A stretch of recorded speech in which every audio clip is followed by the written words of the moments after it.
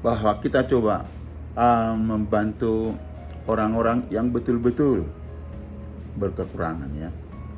Berkekurangan dalam hal ini adalah sudah sangat sulit hanya untuk makan pun. Sangat sulit untuk meneruskan anak kita sekolah ke SD saja, sebab tidak ada uang untuk beli buku, beli sepatu, dan beli baju. Ya.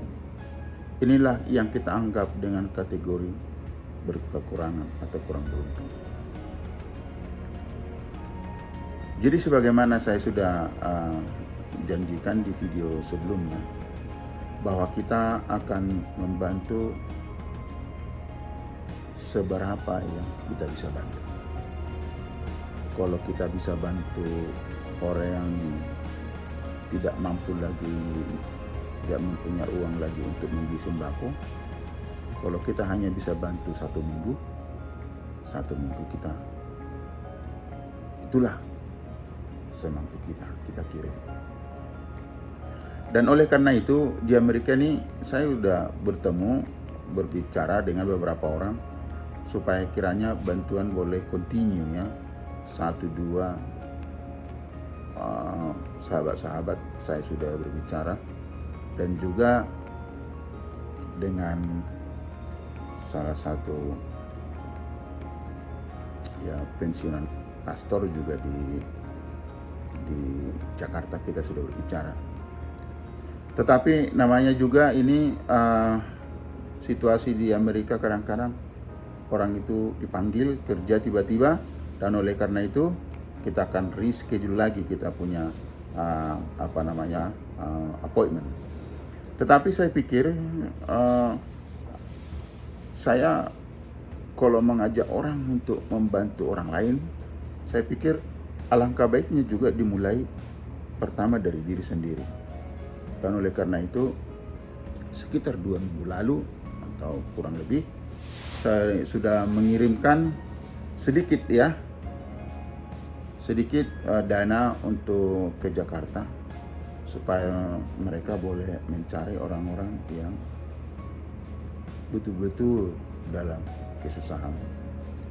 Dan mereka sudah mencarinya dan mereka sudah mengirimkannya ke saya, bahwa mereka menginterview langsung ya, menemukan langsung di lapangan ya, orang-orang yang mengemis walaupun keadaan kesehatannya masih sakit.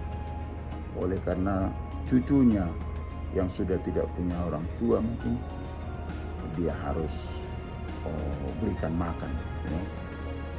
Kemudian ada juga pemulung ya, yang betul-betul sebenarnya ibu ini sudah tua, tetapi oleh mungkin karena tekanan ekonomi yang sangat sulit, mungkin itu juga karena COVID-19 atau yang lain sebagainya, pengangguran banyak di Jakarta, lalu anaknya atau mantunya tidak bisa bekerja, sementara kehidupan akan tetap berlanjut, dan ibu ini bekerja sebagai pemulung. Dan juga di dalam interview yang berikutnya yang sudah dikirim ke saya adalah mereka yang mengharapkan pekerjaan serabutan, dalam hal ini adalah pekerja-pekerja kebun ya. Kalau di Amerika mungkin itu disebut itu pekerja untuk pemotong rumput ya di rumah-rumah. Tetapi mereka pun tidak banyak yang dapat panggilan misalnya. Kadang-kadang mereka hanya dapat panggilan sekali seminggu. Tapi mereka datang ke tempat nongkrong itu, tempat pemangkalan itu, untuk menunggu orang-orang bisa memanggil mereka. Jadi beberapa video-video yang sudah dikirimkan ke saya melihat mereka adalah orang-orang betul-betul kesulitan. Saya pikir seberapa mereka sudah bantu, walaupun tadinya saya sudah siapkan dana untuk itu, tapi mereka malah yang saya harapkan tadinya hanya ongkos-ongkos mereka itu mantu dan anak saya juga mereka malah juga membantu seberapa adanya di kantong mereka. Dan saya mengharap para sahabat YouTube yang mendengar dan melihat video ini bisa berikan kita masukan ya, masukan dan cara yang terbaik menurut sahabat YouTube, apa yang mau kita lakukan. Kalau saya pikir ya, kalau membandingkan kehidupan mereka yang tidak beruntung, lalu saya bandingkan dengan kehidupan yang di Amerika, kadang-kadang kita satu kali makan di restoran ya bisa juga ratusan dolar ya, tapi minimal mungkin kita at least bawa uang $20. Nah, kalau $20 kita di Amerika mungkin hanya sekali makan di restoran. Kalau kita bayangkan $20 itu kita kirim kepada seorang pengemis atau seorang pemulung, misalnya seperti di Jakarta, mungkin $20 itu udah cukup untuk makan 2 kali, atau mungkin makan seminggu kali ya, 3 hari atau 4 hari atau seminggu. Karena $20 itu kalau di Jakarta berapa ya, mungkin sekitar 300.000 ya, katakanlah 300.000 kurang ya. Dan saya pikir itu udah sangat membantu mereka. Padahal seumpamanya pun kita nggak makan di restoran, kita hanya makan di rumah saja, itu tidak mengurangi kita menjadi seperti kelaparan. Jadi oleh karena itu sahabat YouTube, video-video berikut ini coba kita dengar dan mudah-mudahan hati kita tersentuh ya. Tersentuh maksud saya bukan hanya selalu mengirimkan uang, tetapi bisa men-share video ini kepada siapa sahabat saudara, sahabat-sahabat kita, untuk mereka boleh dengar, lalu mereka tersentuh hatinya. Setidak-tidaknya sebagai orang Kristen mungkin kita berpikir doa pun adalah jalan yang sangat bagus. Tentu doa kita harapkan dengan pelaksanaannya. Jadi oleh karena itu sekali lagi saya mengirimkan dana itu sekitar 1,5 atau 2 minggu yang lalu mereka langsung, saya lihat di dalam wawancara mereka langsung berikan seala kadarnya kepada mereka yang sudah temukan. Tetapi sasaran yang paling kita cari adalah apabila seorang anak tidak bisa lagi pergi ke sekolah karena tidak ada uang ya untuk beli bukunya, untuk beli sepatu dan lain sebagainya. Karena saya percaya pendidikan itu sangat penting, terlebih bagi anak-anak ya. Mereka itu akan merubah hidupnya apabila mereka gigih untuk boleh sekolah. Terlebih mereka itu punya opportunity, misalnya menjadi orang-orang yang orang pintar mereka, dan menjadi orang yang berguna dalam hal ini pendidikan yang mereka dapatkan untuk bangsa dan negara atau untuk kemanusiaan.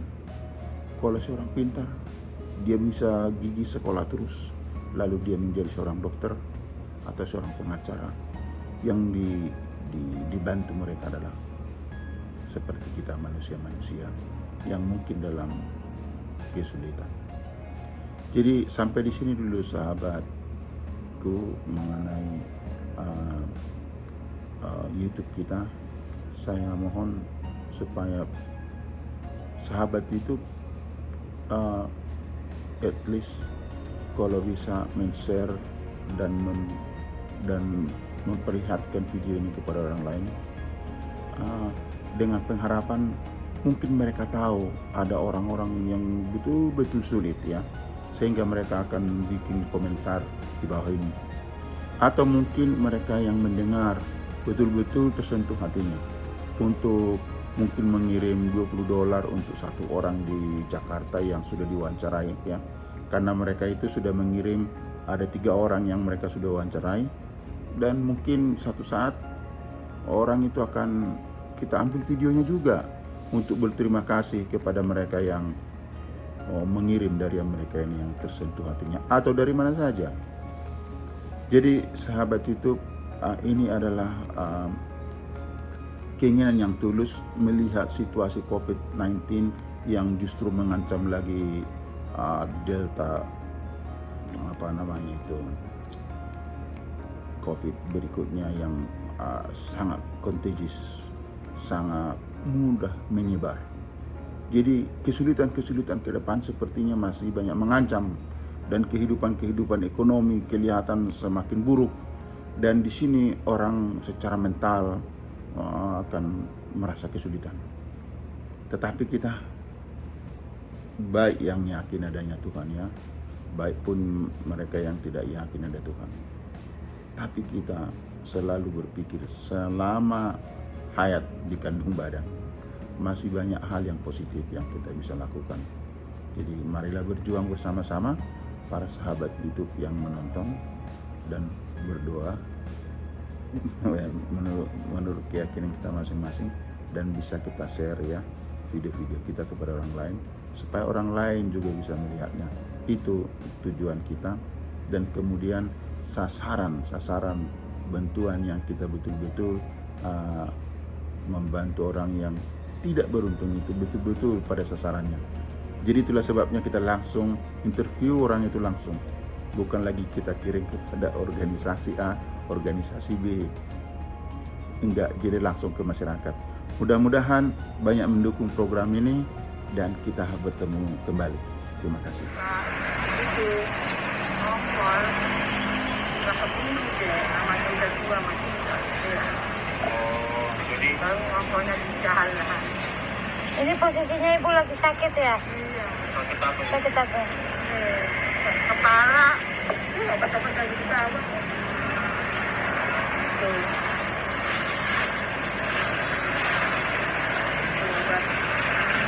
Don't touch abang. Don't touch. Don't touch. Terus ibu suaminya apa ya, almarhum ya Bu ya? Iya tuh. Sudah lama almarhum, Udah. berapa lama? 3 tahun. Udah 3 tahun suami ibu ini almarhum. Terus anaknya kerjanya yang udah punya cucu ibu, Dia anaknya berumah tangga, ada ibu sama. yang berumah tangga Iya. kerja apa ibu? Ah, tadinya memang dia udah kerja pabrik kan deh. Sekarang udah diberhenti. Karena pandemi ini ya bu ya? Iya gitu. Berarti semuanya jadinya kerja apa? Biasa adanya dia gitu. Oh kayak panggilan ya? Serabutan ya bu ya? Iya. Ibu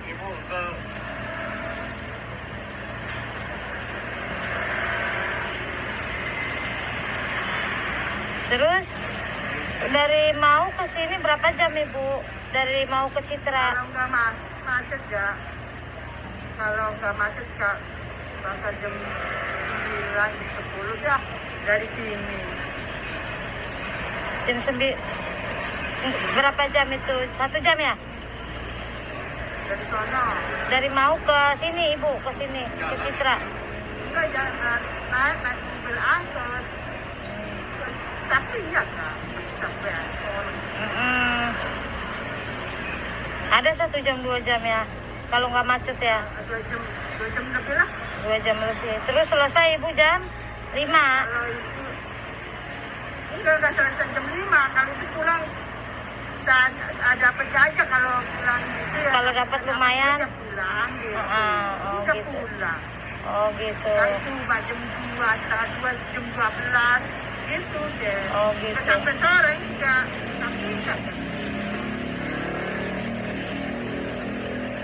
Bisa sampai buat makan. Berarti ibu asalnya dari Mau kayak rumah ibu sendiri ya, kampungnya ya? Ah, orangnya mau punya orang, suruh nempatin. Suruh nempatin. Ada orang nggak punya, kalau punya malu. Berarti Nggak punya aja buat makan deh. satu rumah semua tinggal di situ sama anak cucu. Iya. itu ada berapa total? Kalau 3 kan udah 3 tuh, berarti di rumah mereka masing-masing. Itu mah yang kecil-kecil adanya. 7 itu berapa total? 7.003. Yang pertama 1, yang kedua 1, yang meninggal tuh, yang ketiga 1.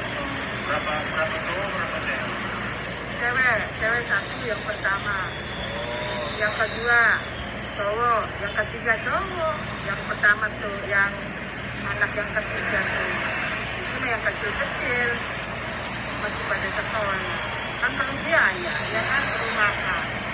Setiap harinya ibu di sini ya? Tempatnya? Tapi Iya.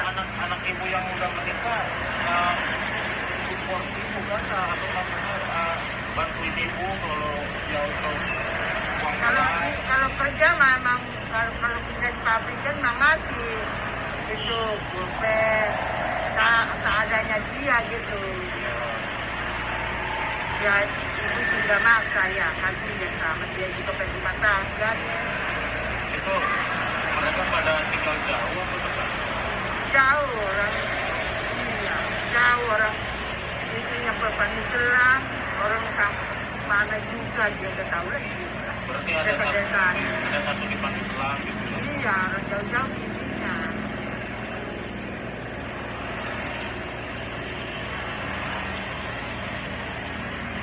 Kita sih kalau bisa sih Bu melihat situasi dan kondisi rumah ibu. Tapi terlalu jauh. Jauh ya. Baru ke sini juga.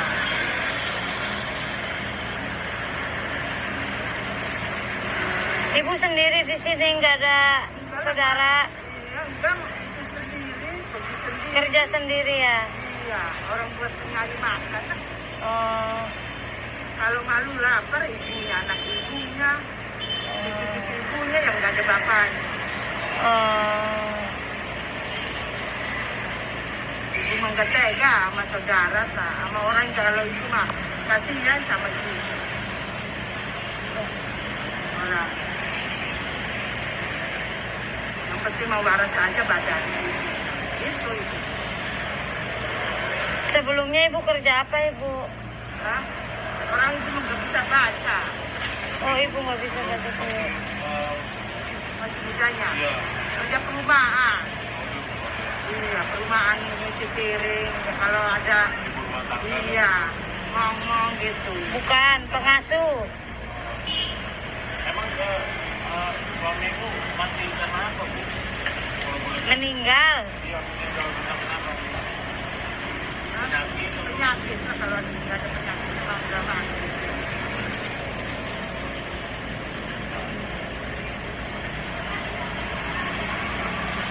Ya berarti ya kita kan sekaligus wawancara gitu kan, pengen bantu ibu. Iya. Jadi mungkin saya Ya biar lancar aja deh ya. Nanti. saya doakan seperti itu ya. Iya biar lancar semuanya deh Mas. Oh ya deh.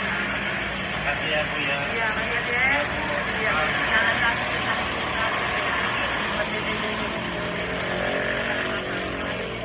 Mari deh. Oke. Iya. Makasih ya Bu. Assalamualaikum. Nah, mari deh. Oke, makasih bu. Makasih deh. Oke, jadi inilah salah satu ibu yang kedua yang kami wawancarai. Ya, nggak seberapa tapi ya semoga lah berkat ya sama ibu. Intinya lah kita niat baik